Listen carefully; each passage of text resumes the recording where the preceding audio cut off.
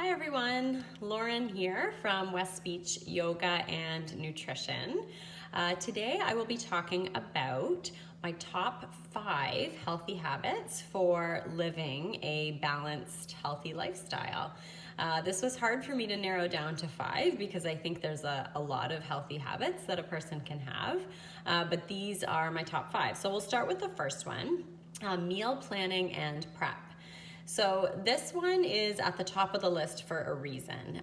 If you don't have healthy meals planned or healthy food prepared, you're much more likely to grab fast food or grab that packaged item, which is okay sometimes, 20% of the time, but what you do 80% of the time is the most important.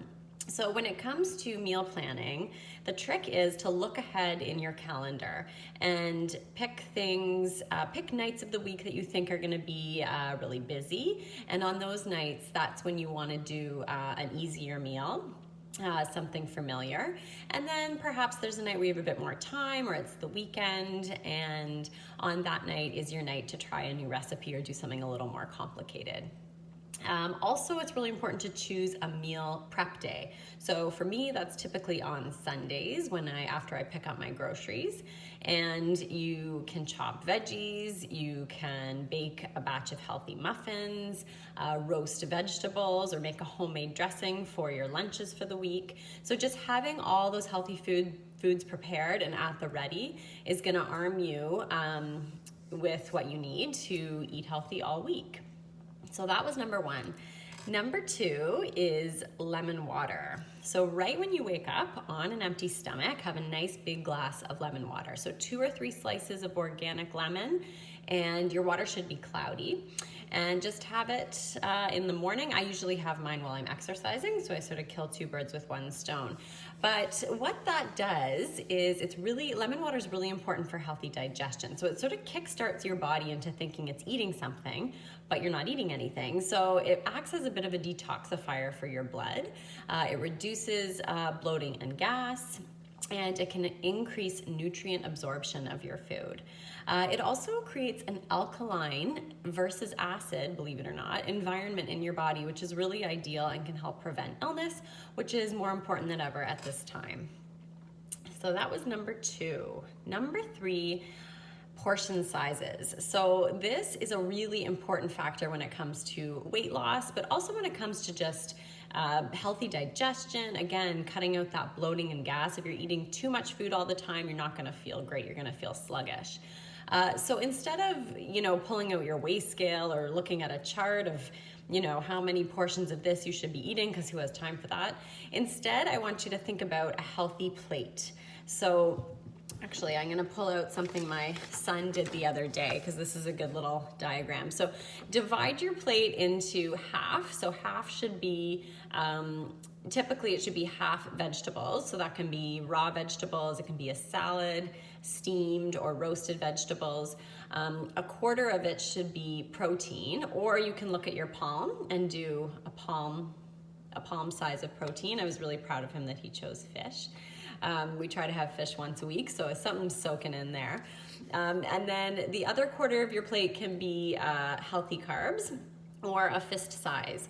So a healthy carb would be brown or black rice, squash, potatoes, a whole wheat pasta.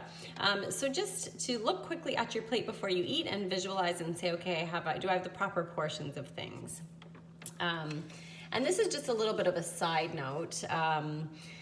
Just looking at what my son did the other day, it reminded me of a podcast that I listened to from food trainers. It's a great podcast. If you haven't listened, you should definitely listen. But it was called, I'm gonna read this title because it's kind of long, How Your Parents Effed Up Your Relationship with Food. So she talks about a few different things that can have a negative effect on our eating habits. But one thing that stood out for me the most is the best thing that we can do as parents to raise healthy eaters is to model healthy behavior. So Max putting that fish on his plate, it was a proud moment for me. So, he's obviously paying attention and That's great. But it was also motivating for me as a mom and as a, nutritionist to continue putting in the time and the effort to plan healthy meals and prepare healthy food, because it does make a difference for my health, but also the health of my kids. So that was portion size. We've got two more. Putting your cutlery down between bites. This is one of my favorite ones because it accomplishes a lot of things. And I know this is hard to do if you eat with kids, because kids eat very, very fast. So you have to consciously put your cutlery down between bites. Sometimes asking your kids questions while your cutlery is down can help too. But this helps you to eat slowly instead of that shoveling mode where you're just shoveling food in.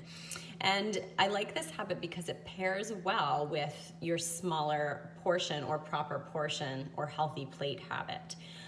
So you may look down and say, okay, that's not the amount of food that I'm used to. But guess what? If you put your cutlery down between bites and you eat nice and slow, it takes 20 minutes for your stomach and your brain to talk to each other and for you to realize that you're full. So, all of a sudden eating slowly and having that smaller portion is you're gonna feel more satisfied. Also, eating slowly is really good for healthy digestion. So we have really important digestive enzymes in our saliva. So if you skip that part, you're swallowing big chunks of food and you're not getting as much nutrients absorbed as you could. It can cause bloating and gas. So chewing your food while your cutlery is down properly is really important for healthy digestion as well. Eating slowly also helps us eat mindfully. So you're noticing the taste, the texture, the smell of food. Again, important if you're eating all of a sudden a smaller portion than you're used to. You're gonna get way more out of that smaller portion of food than you would if you were just shoveling it in. And this works really well for treat foods as well. So, having that 2 or 3 squares of dark chocolate, eating it slowly and mindfully, you're gonna feel a lot more satisfied versus just shoveling in more, maybe the whole bar. Okay, and then the last habit is stop eating 1 to 2 hours before bedtime. So when you eat too close to bed, so let's say you finish your dessert or popcorn or whatever and you go right to bed, your body's gonna spend a lot of energy digesting that food when it should be sleeping. So your body's not resting while you sleep, so you're gonna wake up feeling a little more tired. Also, not great for healthy digestion. If we want to digest properly, we need to move. That's why they call it a bowel movement. So that's one thing. And then the other thing is if you're eating calories before bed and you're not burning them off by moving, that could lead to some weight gain over time. So really important, finish that last bit of food about an hour or two before bed. So those are my top 5 healthy habits. If you're interested in looking at them again, I will be posting this in a blog, so check it out, and thanks for listening. Have a great day. Bye.